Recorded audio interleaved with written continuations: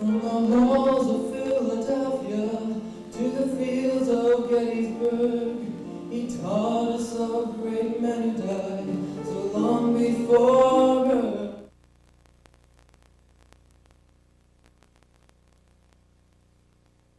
We cannot tell our feelings so deep and hard to say, but it's pride in every student's heart, and it's time we stand and say.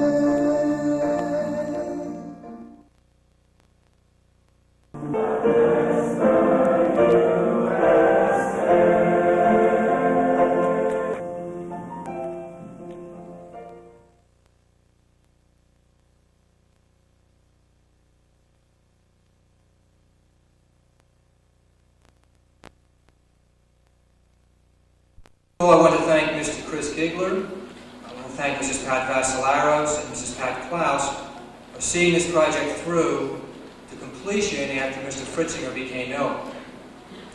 Each of these people has given of their time and talents to keep an idea alive. The idea belongs to Mr. Will Fritzinger, who is a 9th grade social studies teacher at Eyer Junior High School. Mr. Fritzinger initiated this project last year, and I supported it because it incorporates classroom learning, project work, and a presentation that involves regular students in an activity that they aren't always accustomed to doing. I am particularly proud of this group of students who are involved in tonight's presentation. They have worked hard to pull this project together, and they deserve your attention and your recognition. I would now like to introduce Mr. Chris Gigler. Mr. Gigler is to be commended for taking over for Mr. Fritzinger. He came in to fill some big shoes that were left behind with Mr. Fritzinger's illness. I am deeply appreciative of his efforts to help our students this year and all that he's done, along with the other people to pull this project together this evening. I think you're going to be impressed with what you see this evening, and I hope you'll respond appropriately. At this time, Mr. Gigler.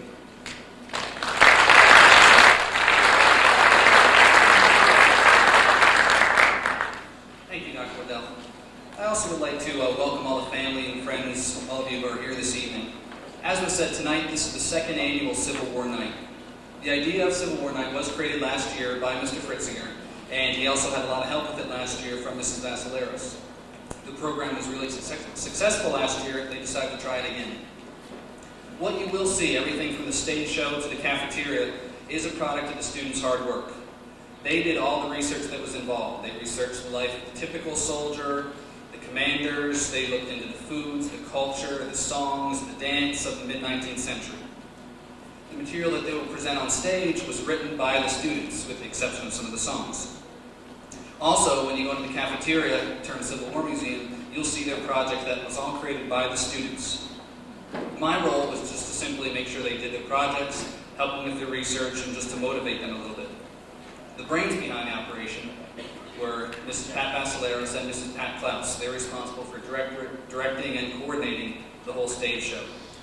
Once again, it's possible because of the students' hard work along with Pat Klaus and Pat Vassilaros, and we would like to dedicate the entire evening to Mr. Fritzinger. Enjoy.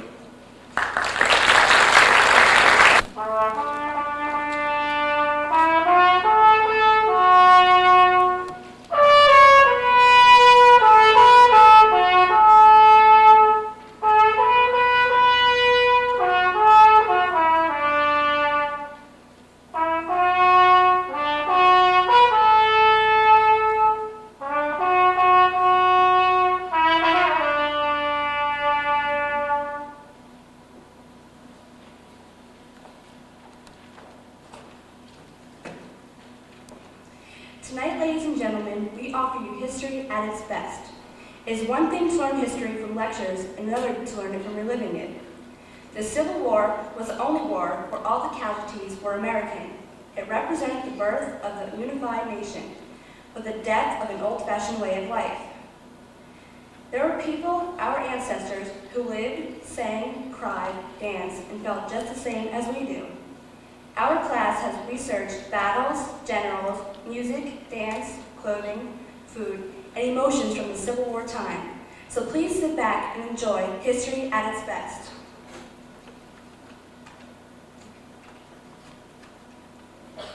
Entertainment in the 1860s was limited limitations. Of course, there were no movies, much less CDs, laserdiscs, stereos, or computers. The theater was a great source of pleasure to all classes. Did you ever wonder how they handle the lighting in a theater where there's no electricity? Look around you today. There are regular lights, spotlights on the ceiling, on the balcony, and on the stage. Ever hear of someone who always wanted to be in the limelight? Limelight was the equivalent to our modern-day spotlight. It was invented by Scottish inventor Thomas Drummond in 1816. To create limelight, a stick of pure lime is placed in front of a hydrogen and oxygen flame and is heated to a high temperature. This kind of light was brighter than the normal gas lamps used then. The burning lime was often placed behind a lens, and so it became the first spotlight. Thus it was that all performers wanted to be in the limelight because it was the brightest light. Music and dance were the most important entertainment for all social classes during this time. The songs of the Civil War were the most stirring war songs the United States has ever known. The Civil War was largely a marching war. The armies were made up mostly of infantrymen. They sang as they marched to keep up their spirits. The armies were often accompanied by marching bands. The first famous bandmaster, Patrick Gilmore, introduced When Johnny Comes Marching Home Again during this time. At night, the men sang around their campfires to try to forget the war. Trevor Folk on trumpet and Greg Clark on trombone will play Battle Hymn of the Republic. Then Jennifer Jensen will portray Mrs. Julia Ward Howe, writer of the Battle Hymn of the Republic, the song that became the battle cry of the Union. Max Harris will portray her husband, Samuel G. Howe, known as Chet.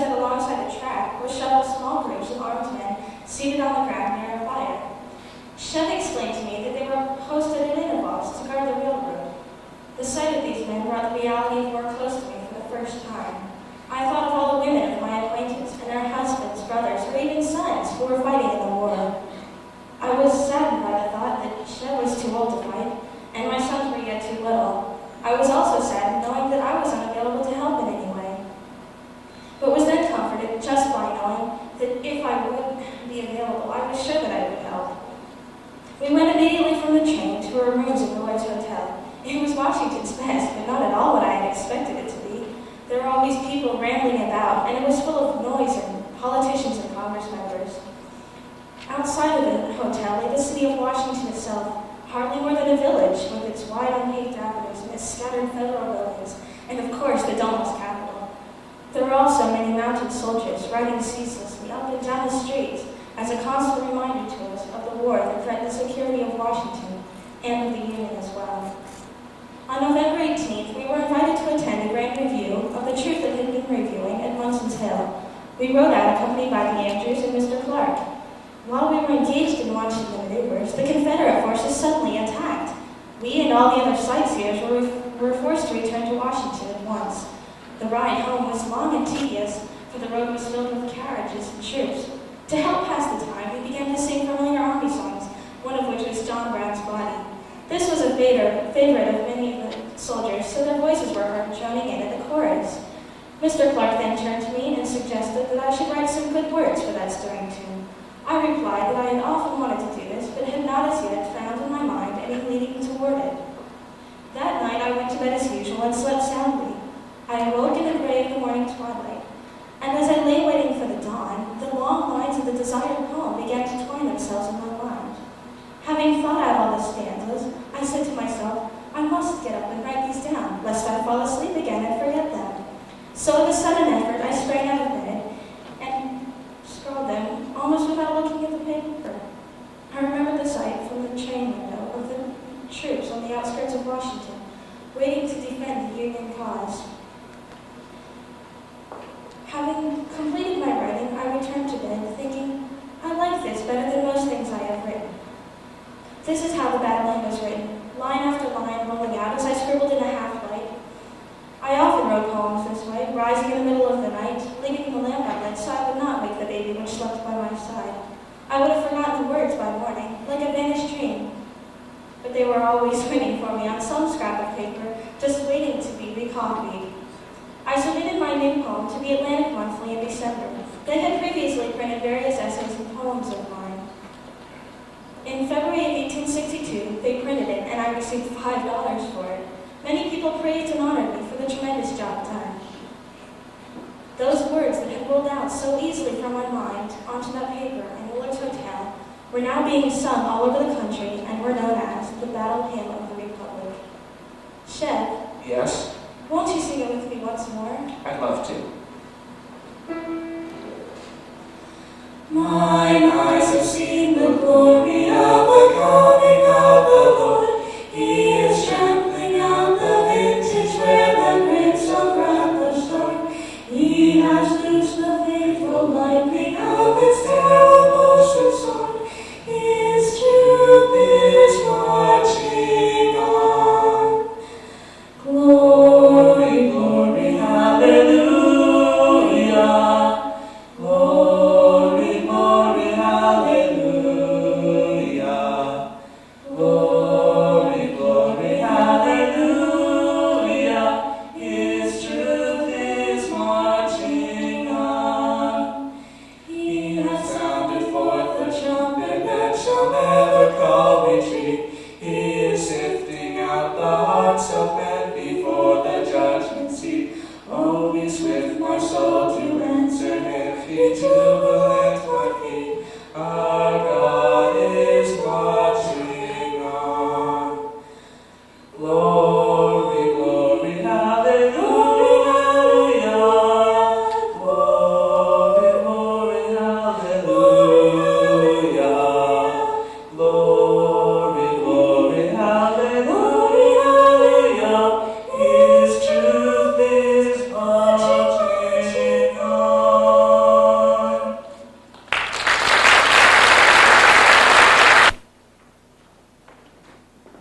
Trevor Folk on trumpet and Gray Clark on trombone will play Battle Hymn of the Republic. Then Jennifer Jensen will portray Mrs. Julia Ward Howe, writer of the Battle Hymn of the Republic.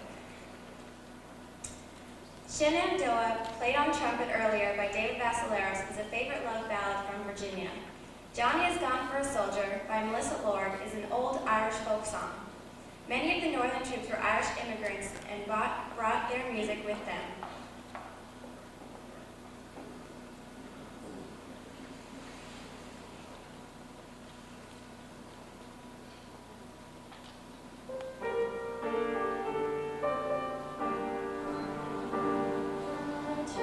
This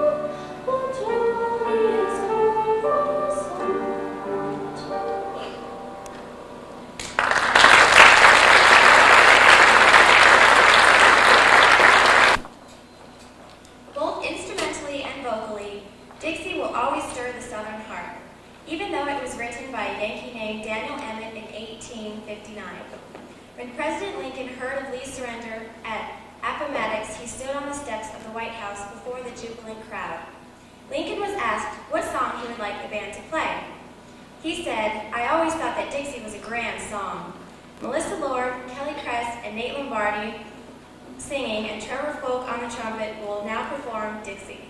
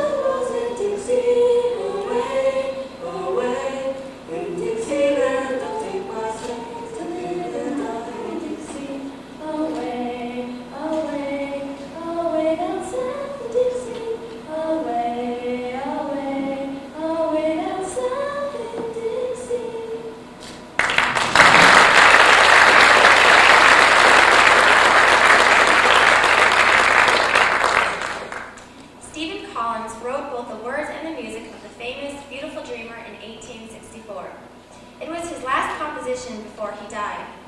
Although famed composer at a young age, he experienced great trials in his later life and was said to have written this song in the back room of an old grocery store on brown wrapper paper. It was published after his death, and he never knew the great popularity it achieved at the end of the Civil War. Josh Berg will sing Beautiful Dreamer.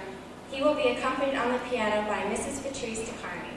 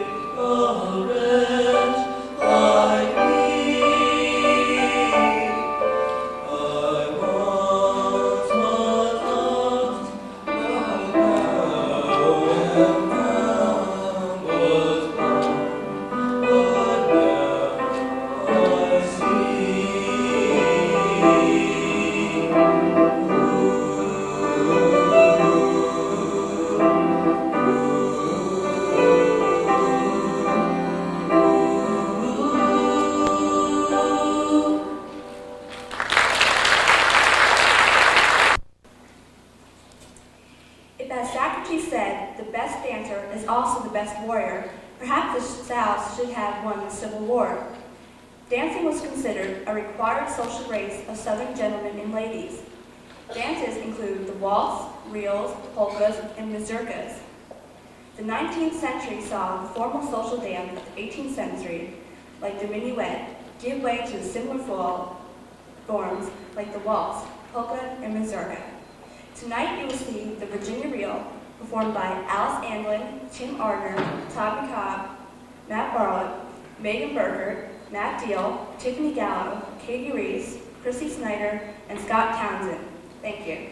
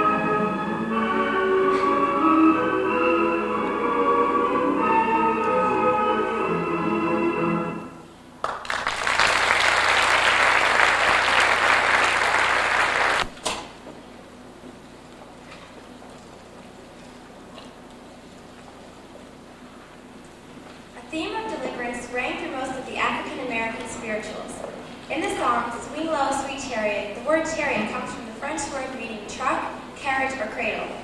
In this song, it refers to the Negro plantation slaves who used them for transporting cotton and tobacco. As stricter slave codes emerged, a legend developed whereby slaves visualized a huge chariot swinging out of heaven to carry their souls over Jordan, the ocean, to Liberia.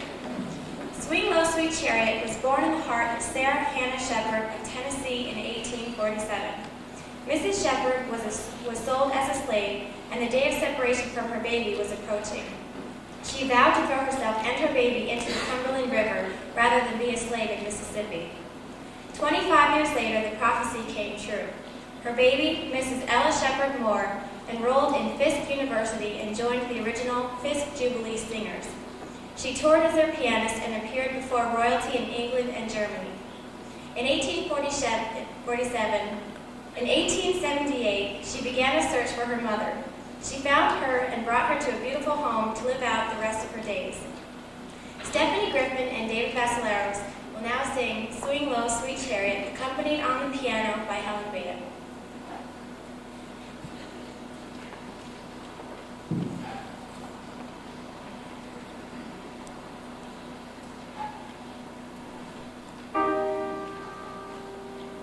Swing low, sweet chariot, coming for to carry me home. Swing low, sweet chariot, coming for to carry me home. I looked over Jordan, and what did I see? Coming for to carry me home. A band of angels coming after me, coming for to carry me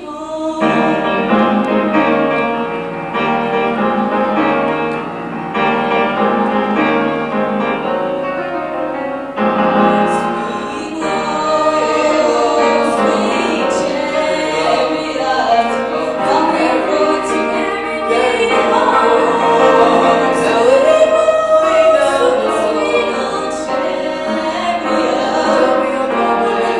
me right on home. Swing low, sweet chariot, coming for to carry me home. Swing low, sweet chariot, coming for to carry me home.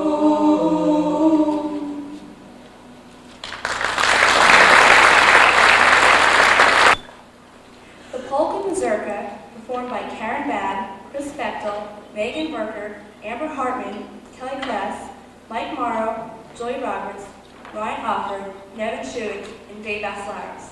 Thank you.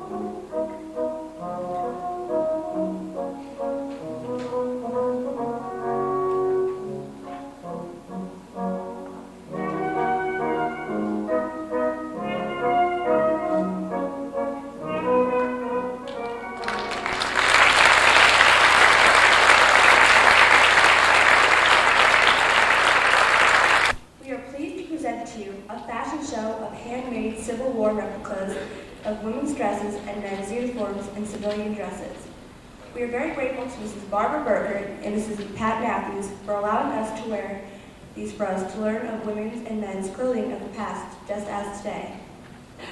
A Southern lady, because of the climate, would have been more inclined to wear thinner fabrics, more open necklines, and broad-brimmed hats, compared to the Northern lady, who would have been more inclined to be covered up in bonnets. Ladies in large cities would have had fancier materials and had ready-made dresses. Because of poor communications in rural areas, there was a time lag of 5 years before what was shown in the fashion plates became what they wore. The average lady could only afford 1 or 2 new dresses a year, and so they had to be conservative in her taste. During the Civil War, the Southern ladies were cut off from the supplies and often had to dig into their trunks to pull out their old dresses to be worn or remade. Here is our fashion show. Our first couple is Jamie O'Donnell and Scott Townsend.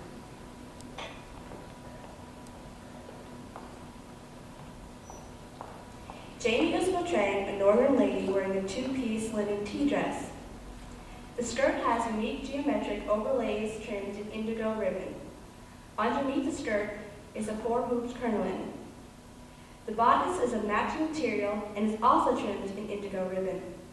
Under the tea bodice, Jamie has a white crocheted lace-trimmed tucked blouse. She's wearing a contrasting black felt riding hat with black netting. In her hand is a black fringed parasol. On her wrist is a crocheted purse. Her outfit would not be complete without her crocheted gloves. Thank you, Jamie. Scott is a typical Union soldier, somewhat casual, with only a 4-button shirt and a regular 4-inch cap. Thank you, Scott and Jamie.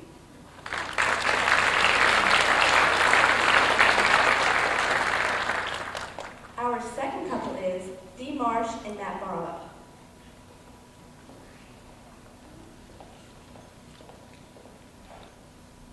Dee is portraying a Northern lady dressed in a winter day dress.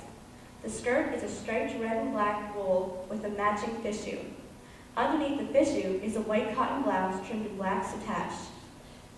Her black belt bonnet is trimmed in black lace with contrasting silk flowers. Her loose flowing black wool cape is lined with red silk.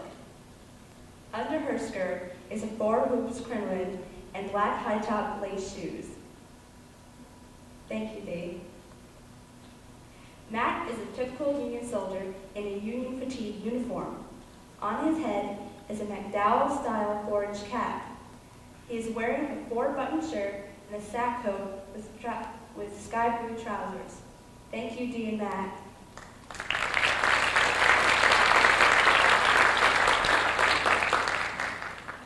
Our third couple is Katie Reese and Max Harris.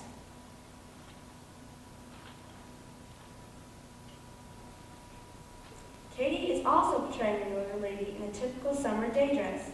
The double flounce skirt has a magenta floral pattern at the hemlines with a matching sash. The bodice has a drop sleeve with epaulets trimmed in blacks attached. Her straw hat is complemented with silk flowers, a plume, and a pearl pin hat. Katie is carrying a crocheted purse and matching handbags. Her crinoline also has 4 hoops. Thank you, Katie. Max Harris is a civilian Northern gentleman.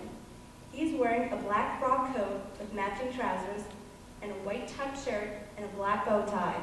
Thank you, Max and Katie.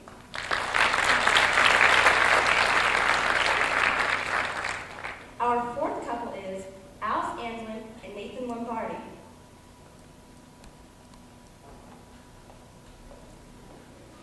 Alice is also a Northern lady wearing a brown and gray pinstriped promenade or walking outfit trimmed in gray piping.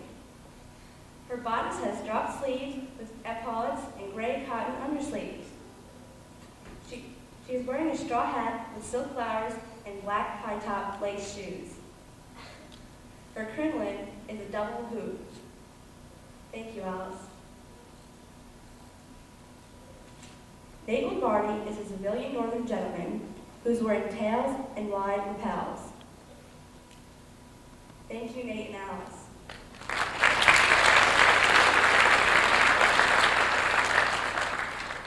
Our last couple is Megan and Ron Burkert. Megan is a Southern belle.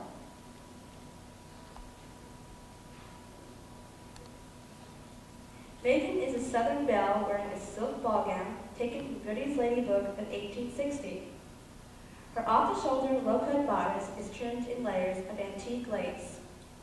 The matching skirt also is trimmed in antique lace with contrasted netting. Her necklace is accented with a large cameo which matches her earrings. As the fan would have been mostly a necessity as well as lace gloves. On her feet, she's wearing a kid dancing slippers. The fullness of her skirt is provided by a 4-hooped crinoline. Thank you, Megan. Ron, her father, is wearing an early war Union dress uniform of the 96th Pennsylvania Volunteer Infantry Regiment. His 1858 model Hardy hat has a black plume and blue cord for the infantry.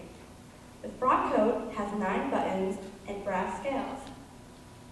His wool trousers are a royal blue, the national color of that time.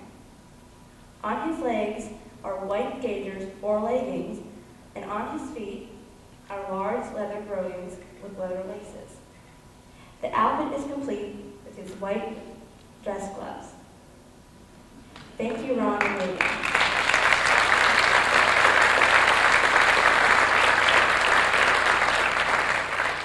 This concludes our fashion show. Thank you to all our models.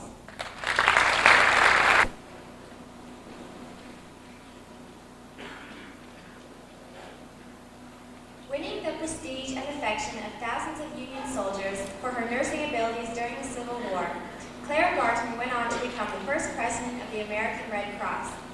She personally attended the wounded soldiers at the First Battle of Bull Run and got permission to move through any battle lines to distribute supplies and comforts for sick and wounded. She traveled with the Union Army. The following quote is from a diary entry by Clara Barton, portrayed by Jennifer Trepinko. April 26, 1862, Airwood Army Hospital, Washington. I saw crowded into one old sunken hotel, lying upon its bare, wet, bloody floors. 500 fainting men hold up their bloodless, stingy hands. As I passed, they begged me, in heaven's name, for a cracker and a tiny cup of water to keep them from starving. And I had none. I saw 200 six-mule army wagons in a line reaching so far in the wilderness road that I never found the end of it. Every wagon crowded with wounded men stopped, standing in the rain and mud. The dark spot in the mud under many a wagon told all too plainly where some poor fellow's life had dripped out in those dreadful hours. Clara Barton.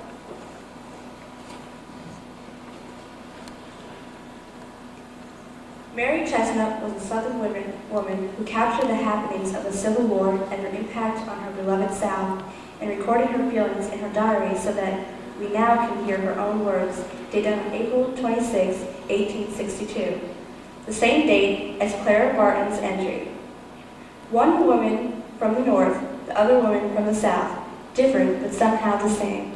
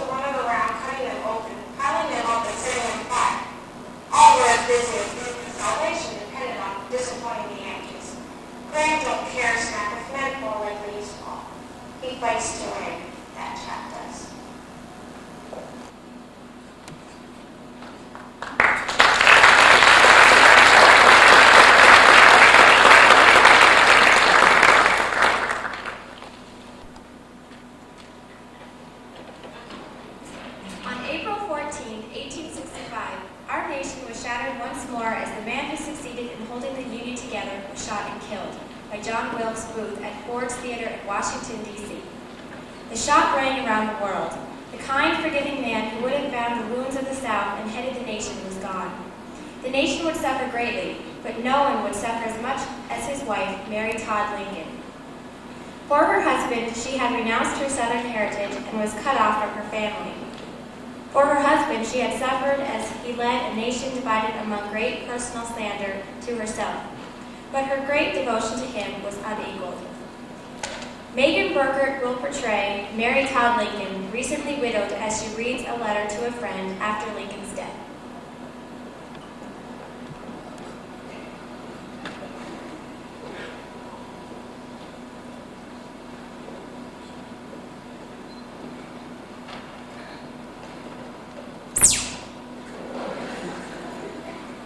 To Oliver S. Halstead, Jr., Tremont House, Chicago, May 29, 1865. My dear sir, we arrived here some days since, and I quite regretted that I did not see you again before leaving Washington, as I had a good deal to say to you. May I trouble you with a message to our friend Mr. Roberts, and say to him that as soon as our boxes can be reached at the warehouse, I will send him the promised cane. At the same time, I trust he will accept a slight memento. I am sure any real relic of my beloved husband would be valued by you. Life and the future looked to me wretchedly desolate when we left Washington, realizing, as I now do, that I am alone.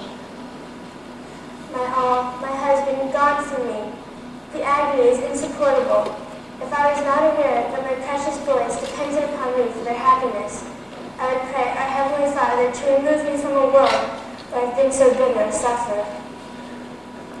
To rejoin my husband, who loved me so devotedly, and whom I idolized, would be bliss indeed. I am scarcely able to sit up, and fear it will be some time ere I can summon strength of mind, or body either, to receive my friends. And some charming friends we have here, persons who have delightfully and honored my darling husband always. My health is so miserable that we may go out Michigan Lake Shore for the summer. Robert went out on yesterday to a place called Hyde Park, a beautiful new hotel, rooms exquisitely clean and even luxuriously fitted up, 7 miles from the city. Cars pass him every hour of the day. Robert will come in each morning and return in the evening. It was on Michigan Avenue that my indulgent husband proposed 3 months since to purchase a handsome home this June, so that instead of going north, we might come here at our pleasure. Alas, everything has greatly changed since then, and we must content ourselves for the present with my heavy cross. We cannot make any definite arrangements until our business affairs are adjusted. My blessed husband was so noble and generous that he thought very little of future wants, and I would not recall $1 that he ever bestowed upon suffering humanity. For it was his heart's delight to do good and love all mankind. Remember me most kindly to Mrs. H., and believe me, your true friend, Mary Lincoln.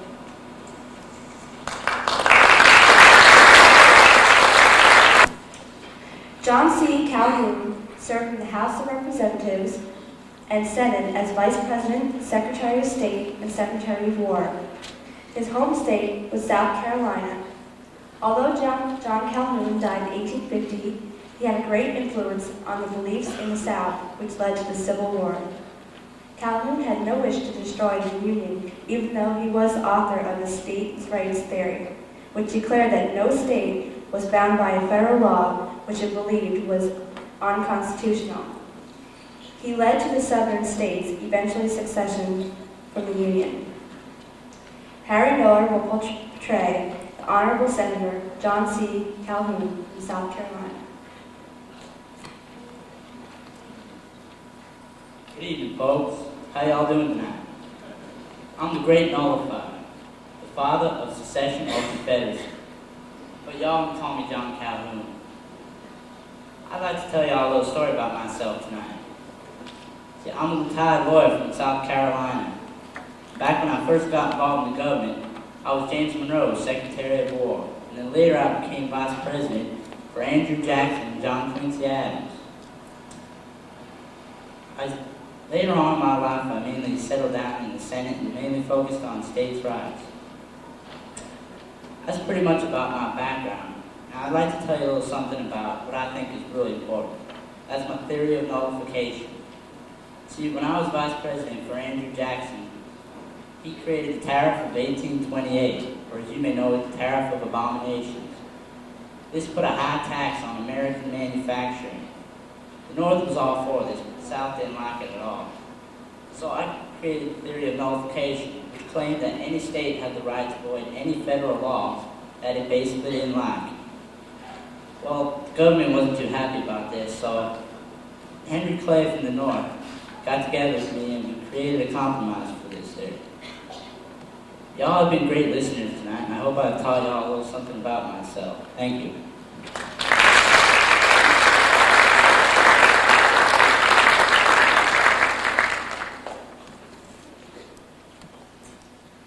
The Civil War soldier spent most of his time doing the same thing that today's soldier does: drilling, polishing, digging, or working. He played cards, chess, checkers, and wrote letters, which was probably the favorite off-duty activity. Rather than portraying a particular person, Tim Arner has researched and written about the feelings of a few Union recruit and the turmoil felt only in the country divided against itself. He will be joined by soldiers Tommy Cobb, Matt Barlow, Scott Townsend, and Matt Field.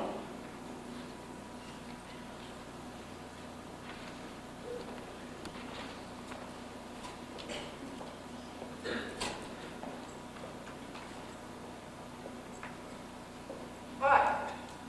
How you doing? Just signed up. Got my gun and belt and everything. Oh, yes. Private Thomas Wilson. Yeah, I kind of like the sound of that. Union soldier, Private Tom Wilson. Oh, I can't wait to go to the battlefield. I can't wait. I'm going to give it to those Johnny Rebs. Yes, sir, I am going to get them. Oh, I can't wait. Who do those traitors think they are anyway? Betraying the United States of America. Oh, yes, sir, I'm going to go up there and I'm going to get them. Ha! Take that, Johnny Reb. Take that, traitor. Take that. You've never been in a battle before, have you? No. Didn't think so. Oh, what's that supposed to mean? Just wait, son, you'll see. What's that supposed to mean?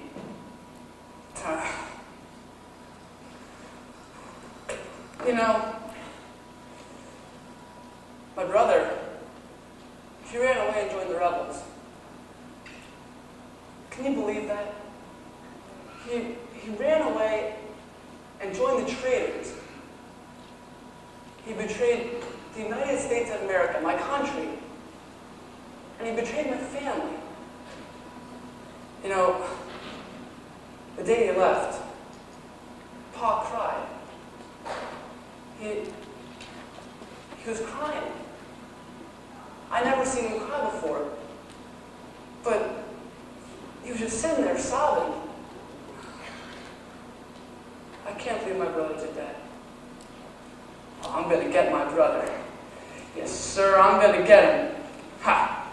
Take that, brother. Why don't you just put that thing away, kid, before it accidentally goes off? Why don't you just mind your own business? You can't talk to him like that. I can talk to him any way I want. Just leave him alone, guys. He's just a kid. Don't let him stand up. Get Helen and I'm gonna teach him. Come on, let's go. Excuse me. I'm looking for Tom Wilson. That's me. Are you the brother of Michael Wilson? Yes, I am.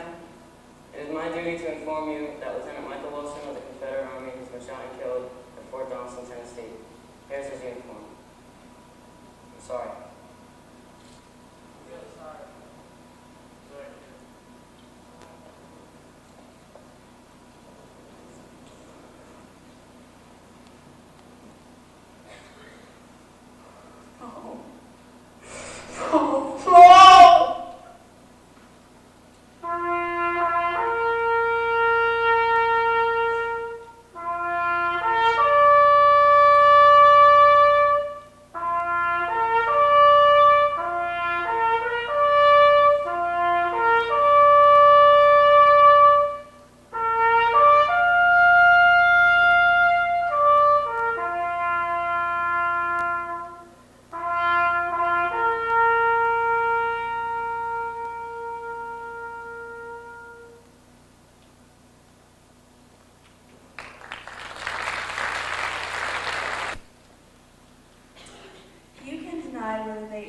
whether they be Northern or Southern born.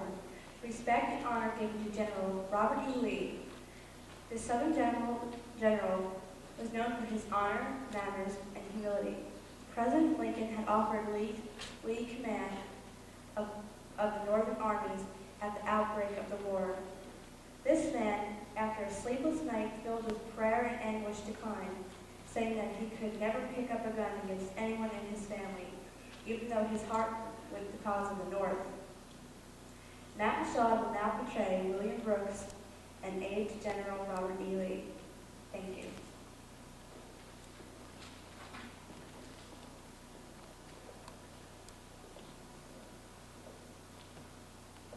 Good evening, ladies and gentlemen. My name is William Brooks, and I'm a lieutenant in the Confederate Army.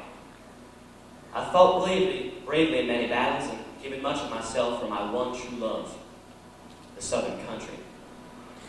However, my mission here tonight is not one of war. It's different than any mission I've ever approached, so please excuse me if I'm at all unclear. I'm here to tell of a man whom I know well through legend, but much, much better through personal service. Stories, not historical facts, are what is so well known about him. I will relate to you now what I believe are the stories that best show the distinct personality of this man, Confederate General Robert Edward Lee, to whom I was an aide. Perhaps the best place to begin is at the beginning of the general's life.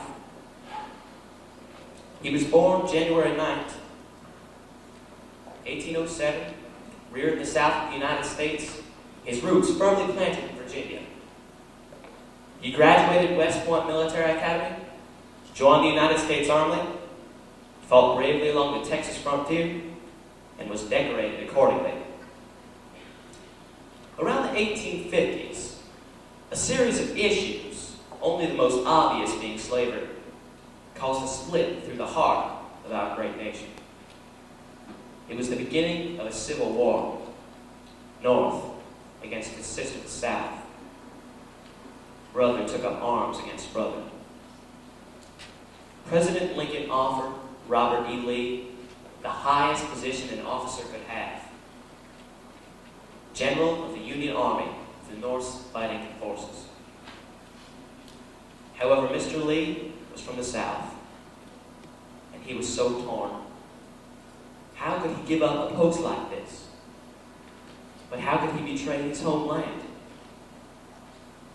Mr. Lee paced all night in the courtyard of the White House and prayed over this decision. But I'm proud to say that in the end, he gallantly chose to join the Army of the Confederacy. Mr. Lee was commissioned as a captain, but being the man he was, he quickly worked his way up through the ranks, found himself general in charge of the Army of Northern Virginia. It was at this point that he became so well known. His fame blossomed. Yet, he was not changed by power, as most people are. He remained the same grand person he had always been. And I do mean grand. I once saw a scene, in Gettysburg I believe it was, that shocked me. General Lee was marching a line of his troops through the town when they passed a small house. A young girl ran screaming out of the house onto the porch, waving the stars and stripes, the flag of the Union. General Lee halted his line, looked at the girl, and to the amazement of every soul, removed his cap and placed it over his heart. He then moved on down the line, forcing every Confederate soldier to salute the flag. General Lee was asked later, how could he salute the enemy's flag? He replied, I did not salute the enemy's flag. I saluted the heroic womanhood in the heart of that little girl and the glorious old banner under which I won my first laurels. That is the General Lee that we all know and love. It was a different man not recognizable as Robert E. Lee, who once stated in the thick of the fight, "It is well that war is so terrible, or we would get too fond of it." How true. However, I believe the story that most stands out in my mind occurred on the actual field of the Battle of Gettysburg. A Union soldier had been wounded, his left leg shattered by a Confederate musket ball. General Lee rode out of the smoke and fire on his horse as majestic as ever, and saw that man writhing in pain on the ground, screaming. He dismounted and was recognized as General Lee as he knelt beside the man. The man, in a fit of heroic patriotism, screamed, "Hurrah for the Union!" and spat in the face of Robert Edward Lee. A look of sadness and absolute compassion came over the general's face. He grasped the man's hands firmly and, looking into his eyes, said, "My son, I hope you will soon be well." That is Robert Edward Lee. I hope I've presented to you the personality of a man whom I truly admire, and as most people do, try to be like. He is worthy of the highest honor. What is this honor? Your respect. Good evening, ladies and gentlemen.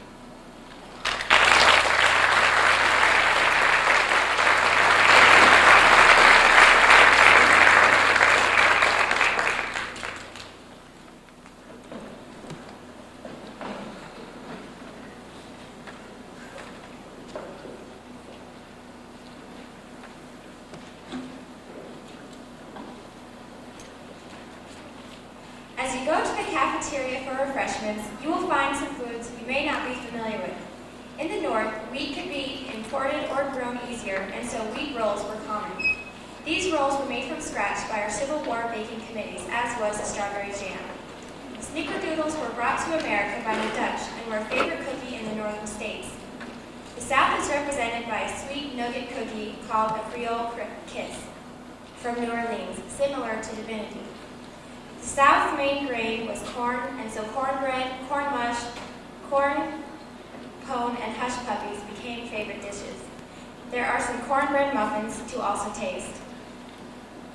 Peanuts were developed as a food in the South, and they became everything from peanut soup to peanut butter fudge. Enjoy your tasty treats from the Civil War. This will be the second year that we will see Mr. James Getty as Abraham Lincoln. Mr. Getty is the official Mr. Lincoln for Gettysburg official ceremonies. He will be accompanied to the stage by Ben Wagner, who is a drummer. Ben is just about the age of most of the Civil War drummers who marched with the armies. Each drum cadence was used to boost morale and help the soldiers keep in step. Mr. Lincoln will be escorted by an honor guard from the Pennsylvania 96th Regiment, Mr. Ronald Burkert and Mr. Richard Mazarak. Would you please rise and greet Mr. Abraham Lincoln?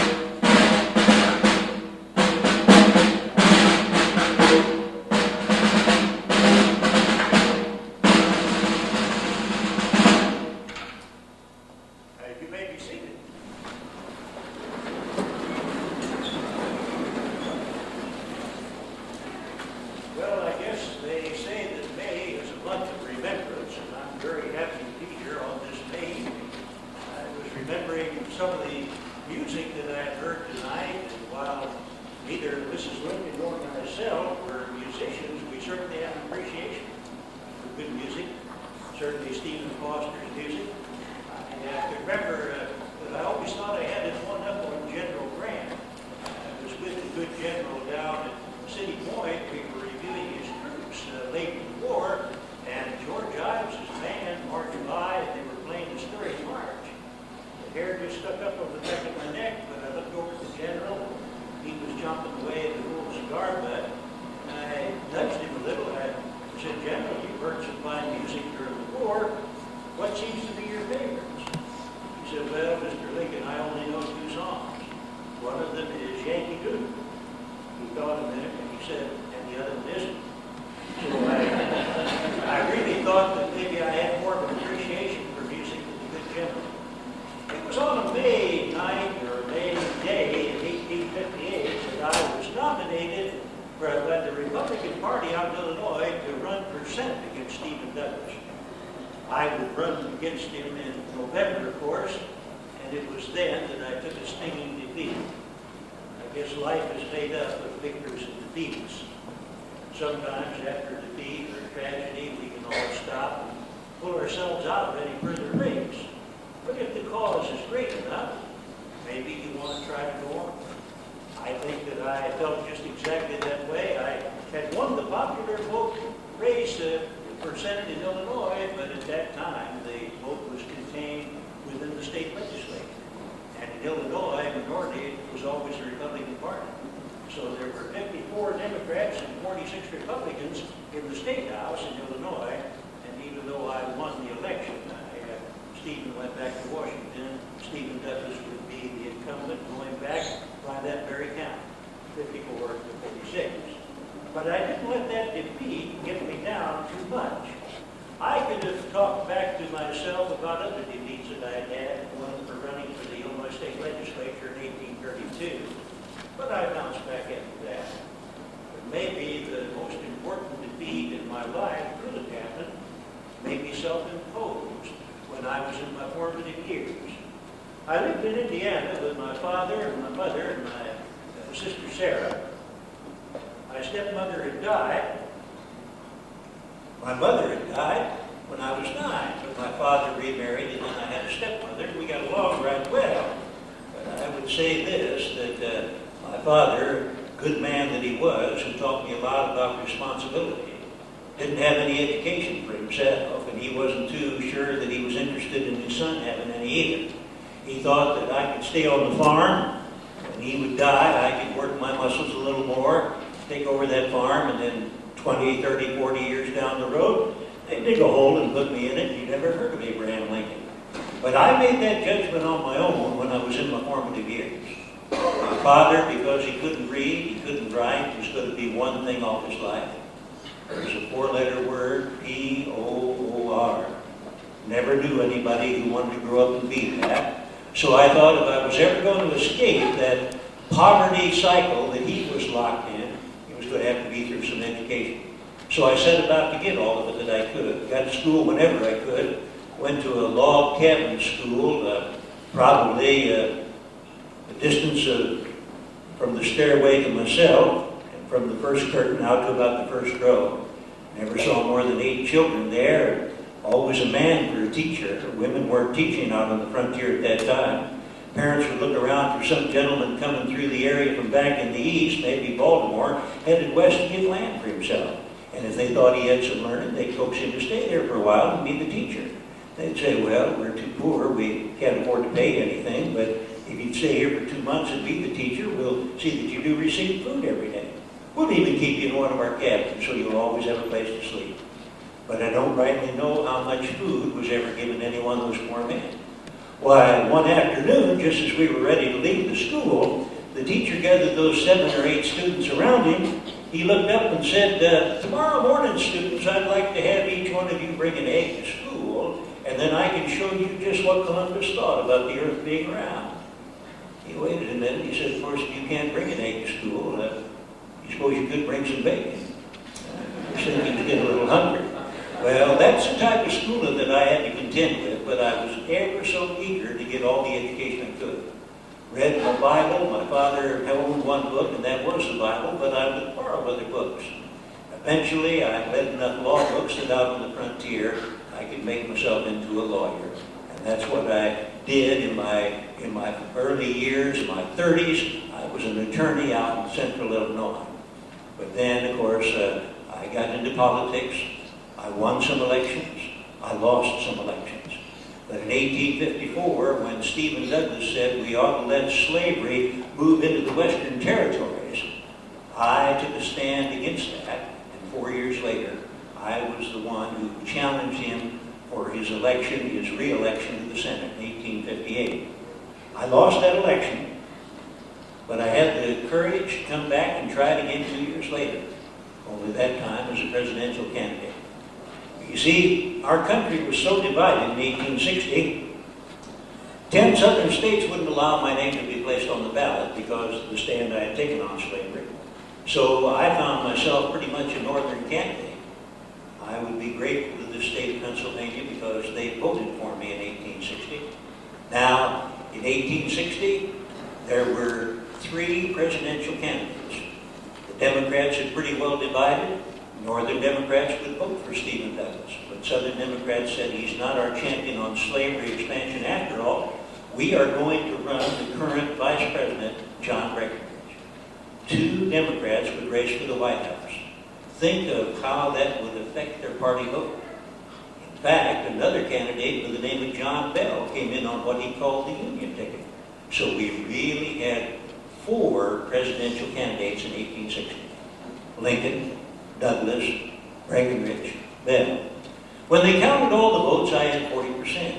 Not a majority, but more than the other 3 could come up with. So you might say Lincoln sneaked in the back door to the White House in 1860 as the 16th president. Well, I counted the stars on your flag. You've got a few more there now than the 34 we had. But 7 of those states in the South, led by South Carolina, felt that if Lincoln was elected president, they couldn't trust my views on slavery. So they would pull away from our Union and form a Confederate government.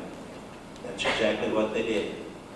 5 weeks after I took the oath of office as president, they opened fire with their Confederate cannons onto our federal fort, Fort Sumter, down in Charleston Harbor, South Carolina. The thing we feared most, a civil war, was to face my administration. It was a time when not only could I not accept defeat, but certainly the great state of Pennsylvania could not accept defeat.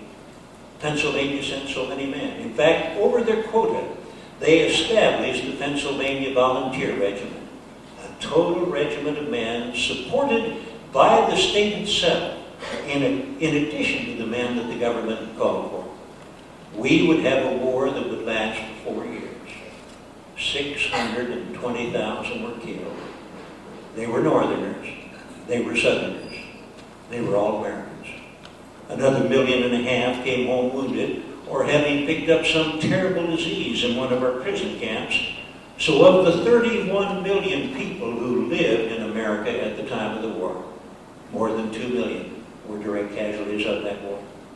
I don't mean to tell you it was only men 17 years old and above out on the front lines risking their lives. Over in Pittsburgh, the Allegheny Arsenal made badly needed ammunition for the front lines. They found that sometimes high school-age girls had yet small enough hands to work effectively packing the powder into the shell casings. They hired a number of those high school girls to work in the ammunition plant. Then one day there was a tremendous explosion. 53 of those girls were killed.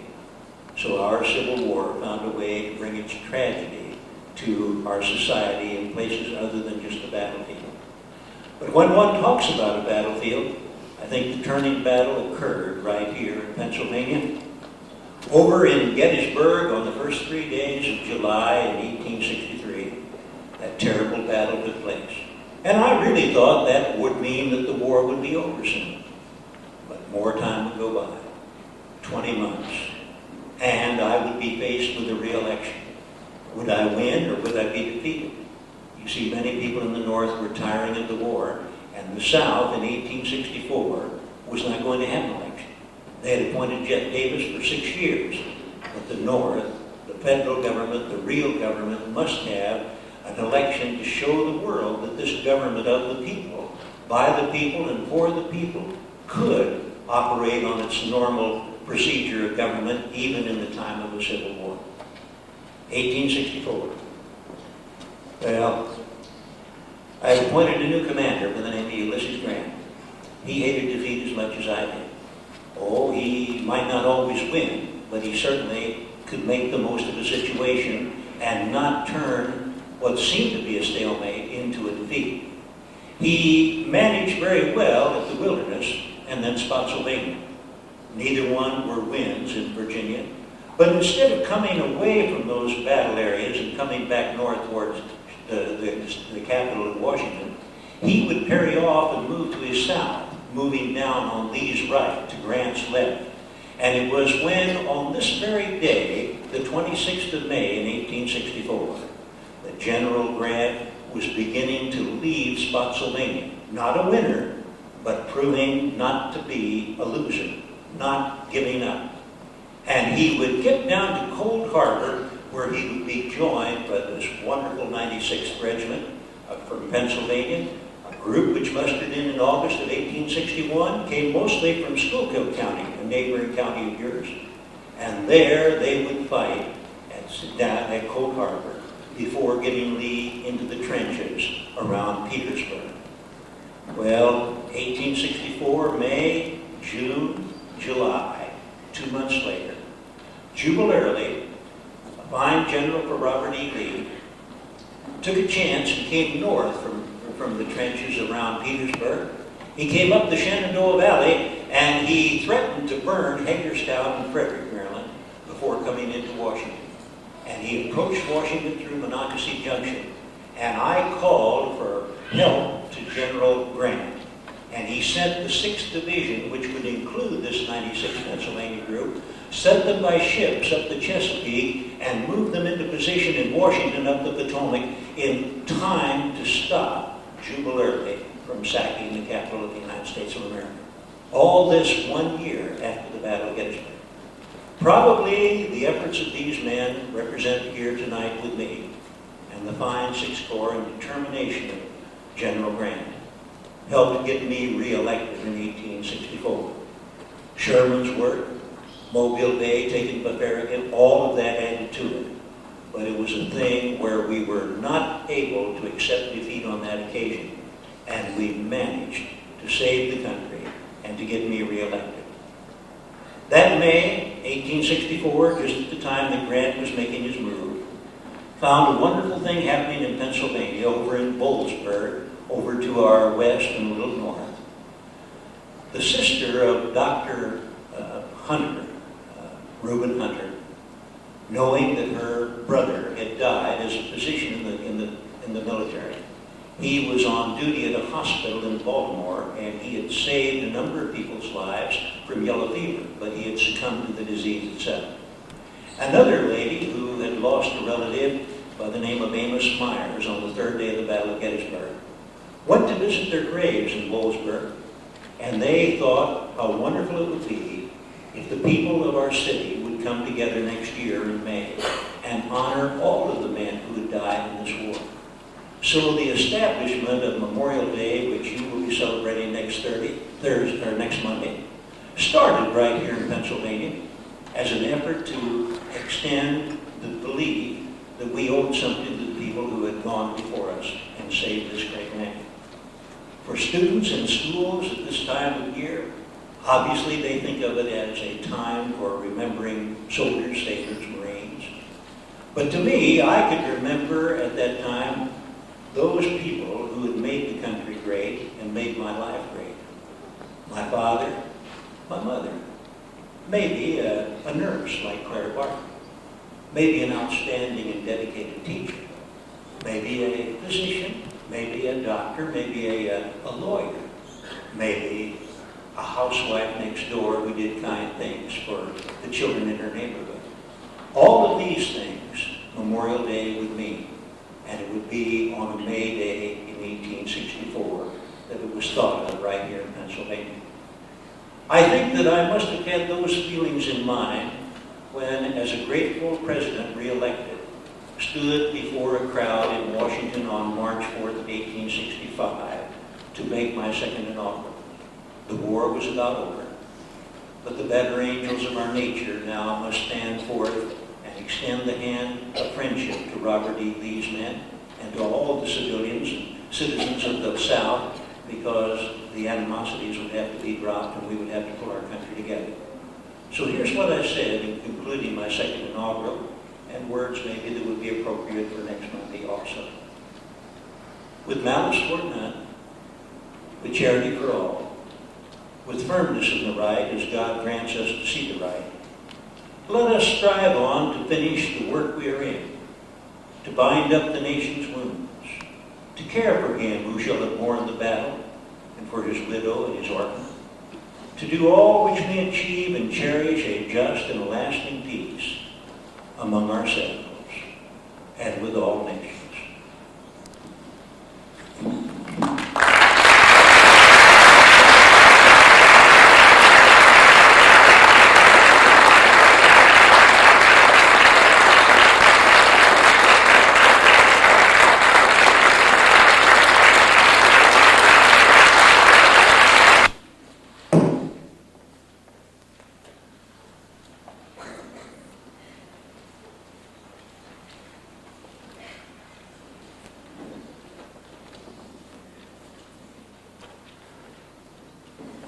We hope you have enjoyed this night of music, dance, tears, laughter, clothing, learning, and feeling about the most incredible epic in the history of America, the Civil War.